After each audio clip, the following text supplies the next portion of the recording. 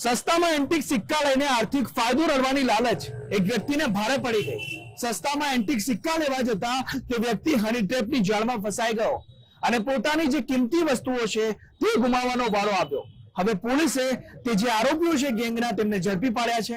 બેને હાલ ઝડપવામાં આવ્યા છે અને તમામ મુદ્દામાલ રિકવર કરવામાં આવ્યો છે।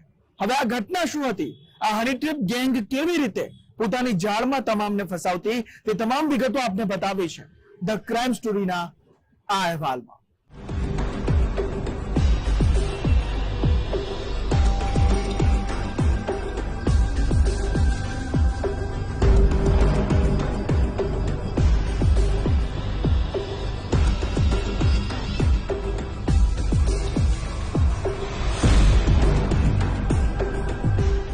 જાણે અજાણે થતી સામાન્ય લાલચ ક્યારેક મોટી આફતને આમંત્રણ આપી બેસે છે।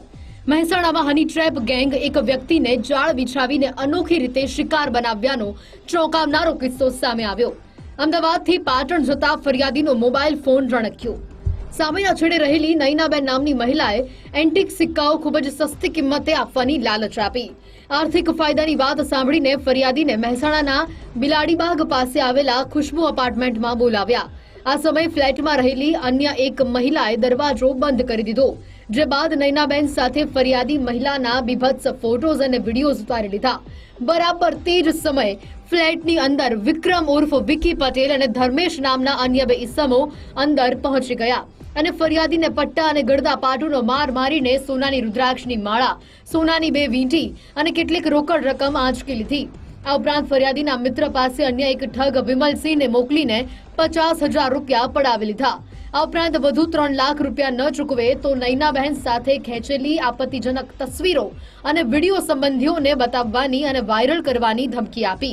આ અંગે ફરિયાદ દાખલ થતાં જ મહેસાણા એ ડિવિઝન પોલીસના કાફલાની સાથે સર્વેલન્સ સ્ક્વોડે તપાસ શરૂ કરી અને ગણતરીના કલાકોમાં જ 2 આરોપીઓ વિક્રમ પટેલ ઉર્ફ વિકી અને વિમલસિંહ વાઘેલાને ઉચરપી ગામ જવાના રસ્તેથી ઝડપી પાડ્યા।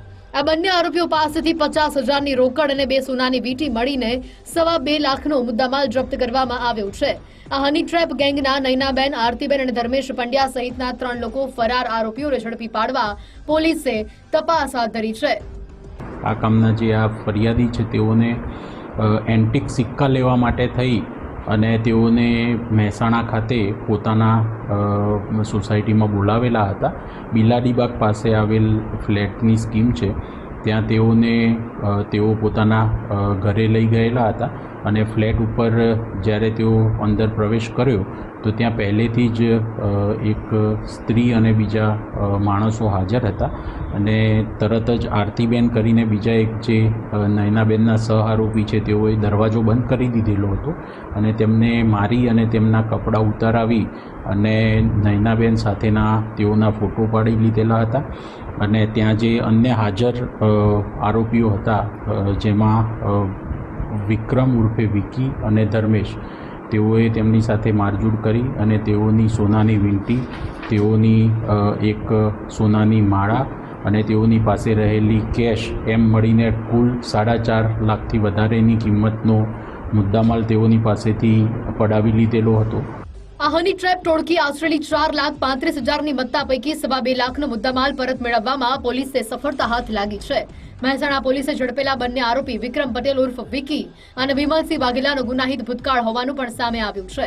આ બંને વિરુદ્ધ અગાઉ પણ હની ટ્રેપ અને છેતરપિંડીના ગુના પોલીસના ચોપડે દાખલ થયેલા છે। આ ટોળકીનો શિકાર બનેલા અન્ય ઇસમોને ફરિયાદ માટે આગળ આવવા વરિષ્ઠ અધિકારીઓએ અપીલ કરી છે।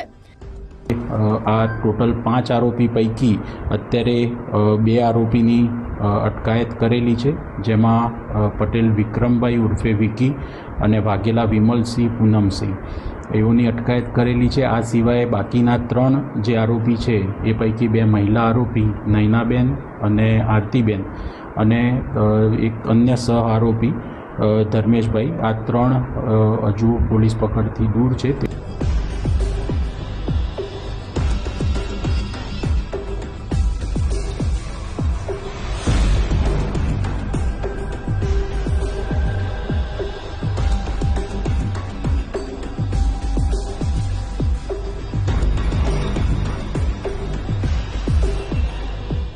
અજાણ્યા નંબર પરથી આવતા ફોન ઉપર કોઈએ વિશ્વાસ મૂકીને તેનો સંપર્ક કરવાનું ટાળવું જોઈએ.